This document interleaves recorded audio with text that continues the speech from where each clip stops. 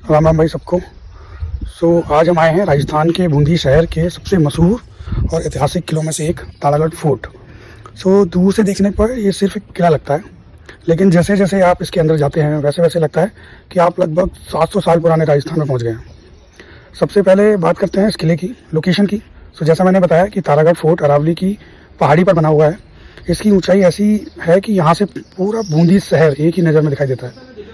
इसी strategic location की वजह से बताते हैं कि दुश्मन की हरकत पर नज़र रखने के लिए ये बहुत हाइट पे बनाया हुआ है। चलिए अब बात करते हैं इसके आर्किटेक्चर की।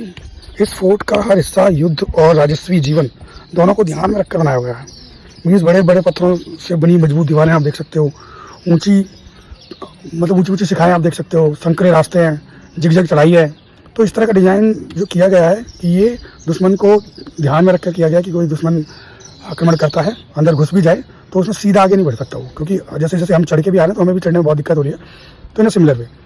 और जैसे ही आप अंदर प्रवेश करते हैं आपको सही महल और कई अलग अलग आंगन देखने को मिलते हैं यहाँ पे। ये यहीं हदा चौहान राजपूत शासक रहते थे।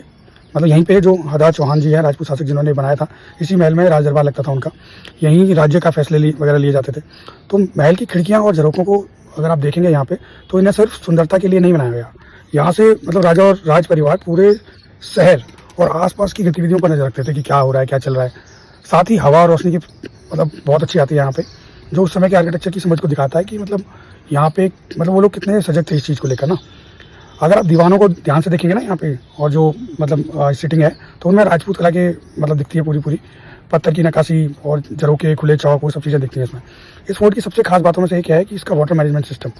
मैंने देखा यहाँ पे पाइप्स वगैरह जो पूरा जो अब का सिस्टम चलता है वही पत्थरों का बना हुआ है, पाइप्स वगैरह वाला सिस्टम। और पहाड़ के ऊपर होने के बाद भी यहाँ कई बड़े बड़े पानी के कुंड बनाए गए हैं और बारिश का पानी भी रिजर्वेयर्स में इकट्ठा किया जाता है यहाँ पे। तो पानी की कमी महसूस ना हो, महीनों तक चल पाए। तो पूरा ये युद्ध कला को देखते हुए इसका निर्माण किया गया है।